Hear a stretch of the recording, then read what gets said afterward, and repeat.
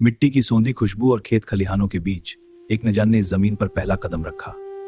नाम रखा गया किशोर कि ये सिर्फ एक बच्चा नहीं, इस जमीन का रखवाला जन्मा। जब दूसरे बच्चे खिलौनों से खेलते तब किशोर मिट्टी से रिश्ता जोड़ रहा था। उसके लिए धूल नहीं, उसका गुरूर थी। उसने बचपन में ही जान लिया था कि जो मिट्टी को प्यार करता है, मिट्टी उसे कभी गिरने नहीं देती। एक दिन गांव की सड़क से गुजरती उन वर्दियों ने किशोर की जिंदगी बदल दी। वो चमक, वो गर्व और वो जज्बा। उसने तय कर लिया अब मिट्टी की हिफाजत सिर्फ खेत में नहीं, सरहद पर होगी। कड़ी धूप और पथरीली राहों ने उसे कभी नहीं रोका।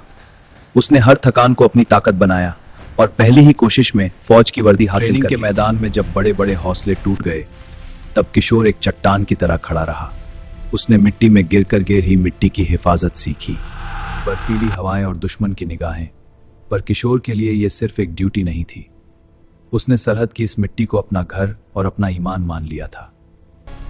जब मौत सामने खड़ी थी तब किशोर ने अपनी जान की परवाह नहीं की। उसने अकेले ही पूरी पोस्ट को बचाया और दुश्मनों को दिखा दिया कि यह जमीन कभी झुकती नहीं। उसके साथियों ने देखा कि वो कभी थकता नहीं, कभी टूटता नहीं। तभी से सब उसे प्यार और गर्व से एक नए नाम से पुकारने लगे, जमीन। बरसों बाद जब वो लौटा तो वर्दी पर मेडल थे, पर दिल में वही पुरानी मिट्टी। उसका शरीर थोड़ा थक गया था, पर उसका फर्ज अभी बाकी था।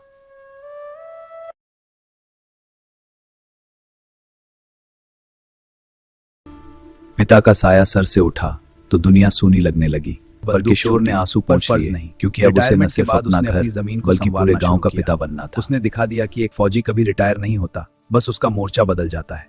गांव की शांति को लालच की नजर लग गई। एक ताकतवर जमींदार ने गरीबों की जमीन हड़पनी शुरू की। उसे लगा सब डर जाएंगे, पर उसे नहीं पता था कि जमीन अभी जिंदा है। जमीन छीनी जा सकती है, पर हौसला नहीं। किशोर ने गांव वालों को इकट्ठा किया और पहली बार जुल्म के खिलाफ बगावत का बिगुल फूंक दिया। अरे ये क्या है, निकल यहां से। हाँ, भाग जाए देते। किशोर इस हिली से के कानून डंडे से नहीं, सही कागजात और बुलंद हौसले से जीती जाती है। उसने अपनी पूरी पेंशन लगा दी एक स्कूल बनाने में। किशोर का मानना था कि शिक्षा ही वो हथियार है जो गांव की किस्मत बदल सकता है। वो हर घर जाता और माता पिता को समझाता। उसने बच्चों के हाथों में कुदाल की जगह किताबें थमा दी। ये थी उसकी जीवन की एक नई और सबसे बड़ी ड्यूटी। आसमान से आग बरस रही थी और जमीन प्यास से तड़प रही थी। सूखे ने गांव को घेर लिया, पर जमीन ने हार मानना कभी सीखा ही नहीं था। जब प्रशासन ने हाथ खड़े कर दिए तब किशोर ने अकेले मोर्चा संभाला। वो मीलों दूर से पानी लाने के लिए पत्थरों का सीना चीरने निकल पड़ा। सालों की तपस्या रंग लाई और सूखी जमीन की प्यास बुझी। गांव वालों की आंखों में खुशी के आंसू थे। जमीन ने एक बार फिर नामुमकिन को मुमकिन कर दिखाया। खुशी अभी अधूरी थी कि एक फौजी का जुनून देख गांव के युवाओं का खून जब अपनों ने अपनों का साथ छोड़ दिया। देखते ही देखते पूरा गांव हर दरवाजे पर उम्मीद बनकर उस मिट्टी से दोबारा सोना निकालने के लिए। तुम हमेशा गांव के लिए बाहर रहते हो। मुझे जाना होगा। और हमारा क्या? पूरा गांव ही मेरा परिवार है। उसने अपनी बेटी को दहेज में गहने नहीं बल्कि स्वाभिमान और शिक्षा दी। उसने सिखाया कि असली दौलत चरित्र है जो कोई छीन नहीं सकता। अचानक प्रकृति का कहर टूटा। आसमान फटा और बाढ़ का पानी गांव में घुस आया। जब सब अपनी जान बचाने भाग रहे थे तब जमीन मौत से लड़ने निकल पड़ा। उसने अपनी पुरानी वर्दी पहनी और मौत की लहरों में कूद गया। अपनी जान हथेली पर रखकर उसने दर्जनों बेगुनाहों को उस काली रात के मुंह से खींच निकाला। एक आखिरी मासूम को बचाते हुए विधाता ने जमीन का इम्तिहान ले लिया। गांव का सहारा आज खुद मत्ती के नीचे दबा था। पूरे गांव में सन्नाटा छा गया। उस रात कोई नहीं सोया। गांव वालों ने अपने मसीहा को कंधों पर उठाया और मीलों पैदल चलकर अस्पताल पहुंचे। हर धड़कन सिर्फ जमीन के लिए दुआ कर रही थी। दुआओं में असर था। मौत को हराकर जब जमीन दोबारा खड़ा हुआ तो पूरा अस्पताल भारत माता की जय के नारों से गूंज उठा। नायक लौट आया था। वक्त ने शरीर को कमजोर कर दिया था, पर रूह में वही फौजी दहाड़ बाकी थी। बाल सफेद हो गए थे, लेकिन जमीन का जज्बा आज भी उतना ही जवान था। वह रोज शाम बच्चों को देशभक्ति और ईमानदारी के किस्से सुनाता।